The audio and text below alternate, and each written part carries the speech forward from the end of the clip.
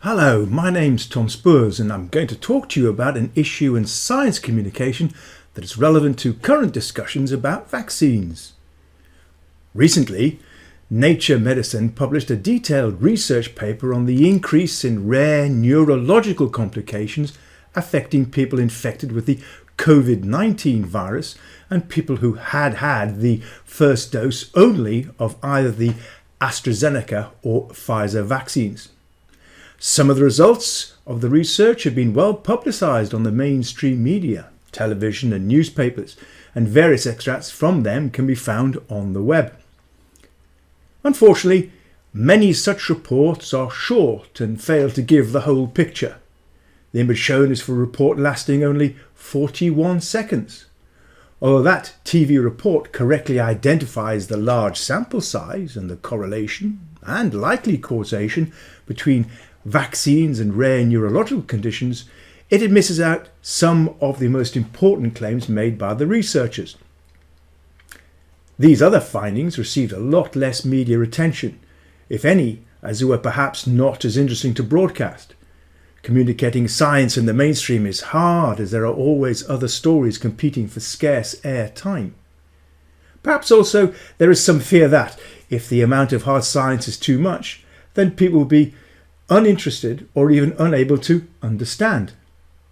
Communicating science well is hard and often time-consuming and occasionally thankless. Regardless of that, my aim in this short video is to go through the main parts of the paper to highlight the less emphasised findings and conclusions. The paper's title, Neurological Complications After First Dose of COVID-19 Vaccines and SARS-CoV-2 Infection, clearly notes that neurological complications do occur. It is informative rather than attractive and attention-seeking. However, most people have focused on what the vaccines are doing and not the virus. You can download and read it if you want. The green arrow points to the universal ID code for the paper. The paper is typically technical in most of its sections, so I hope my summary will be enough to convince you that its contents are understandable. Science today is a genuinely collaborative effort, with research teams often spanning the globe. It is the collaboration among experts that gives the scientific method its special power to uncover knowledge of the real world.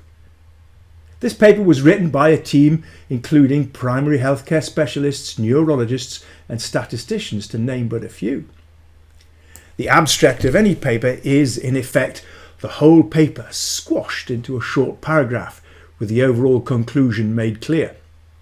By reading the abstract, you can find out what the paper is about and what the main conclusions of the team who wrote it are. It contains a lot of specialist language. For example, here, the two vaccines are referred to by their technical names. ChAdOx1nCoV-19 for the AstraZeneca vaccine and BNT162b2 for the Pfizer vaccine. I have highlighted the main conclusion yellow, and it's not, I feel, the one that has been stressed in the mainstream media, although there are some excellent YouTube sources that have. Although scientists use a lot of technical language as a way to be both precise and aid rapid communication between members of the same team and other scientists, the main conclusion in this abstract could not be clearer. In summary, although we find an increased risk of neurological complications in those who have received COVID-19 vaccines, the risk of these complications is greater following a positive SARS-CoV-2 test. How do they arrive at this conclusion? We can see that by looking at the figure displaying their results for the investigation. Overall, it is a collection of data called the IRR, plotted for different neurological conditions over weekly time periods since a person was recorded in the database. The incident rate ratio, IRR, is simply the ratio between the number of neurological cases that presented in the study and the number of cases that are normally present in the population and recorded. An IRR of 2 means that the number of cases is twice that of the background level. It's important to note that the vertical scale is logarithmic, and consequently that figures plotted at the top of the scale are significantly larger than those at the bottom. This is significant when comparing the incidence of each neurological condition for vaccinated and unvaccinated people. If we examine the row containing the IRR for people who were unvaccinated, it is clear that the IRR for each neurological condition is high on admission day with a positive SARS-CoV-2 test. For example, it is 61.3 for myasthenic disorder and 38.5 for encephalitis.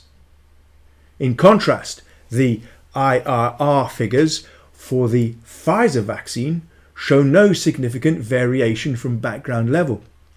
In each case, the error bars, the 95% confidence interval, attached to the Pfizer vaccine IRRs include or touch 0. There are 2 cases in which there is an elevated IRR for the AstraZeneca vaccine. They are shown encircled on the figure. The highest IRR for this vaccine is 2.9 for the Guillain-Barré syndrome and 1.5 for myasthenic disorder. These are significantly lower than those for the unvaccinated people. So, to finish, we can read the discussion section of the paper. In this section, we find the following clear statements. In line with previous surveillance studies, we identified that all investigated neurological conditions were linked to the SARS-CoV-2 infection itself. And then, in an unfortunate use of the word unfortunately, the researchers state how, due to the low number of cases of SARS-CoV-2 after vaccination, there was not enough data to draw any conclusion on the neurological risks of infected people who had subsequently been vaccinated. Crucially, we found that the risk of neurological complications from infection was substantially higher than the risk of adverse events from vaccination in our population.